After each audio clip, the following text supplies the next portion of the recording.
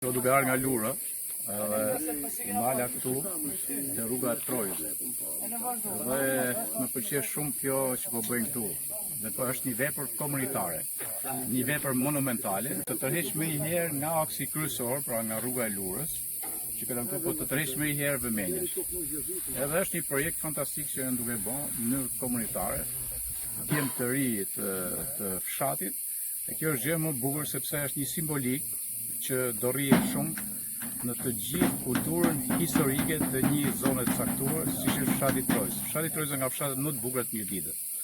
Ne kemi qenë edhe te kisha vjetër që është atje, dhe të gjithë ndërtimet që kanë bën, fakti që kur ngjitesh atje majet te kisha, që është ajo kodrina kështu e shef në 360 gradë pjesën më të madhe të Mirditës, është gjë shumë e bukur. Por ftesa për të ardhur në Trojës, ke një nga fshatet më të mira të Mirditës, padyshim nga më të mirat e Mirditës, është kjo këtu.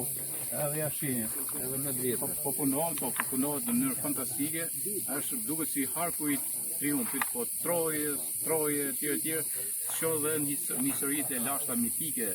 Kështu që ky fshat e meriton të këtë gjë, por mbi gjitha është një kontribut fantastik. Komunitetet bëhen së bashku dhe mirëkuptohen me njëri tjetrin dhe vinë e bëjnë gjëra të tilla simbolike të punuar me art.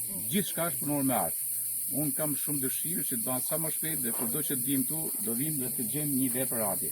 Në një farë mënyrë jo vetëm për fshatin Trojës, por edhe gjithë Mirditës kulturore i shtohet një vepër monumentale, trashëgimore, që padyshim do të jetë një monument në vetvete. I punuar me gur, me rafinitur të jashtëzakonshme, të shkëlqyer fare, gjithë ajo qërësi për harku sipër, tamam harku i triumfit. Fund punit të kesh një hark triumfi në Mirditës dhe ku në fshatin Trojës.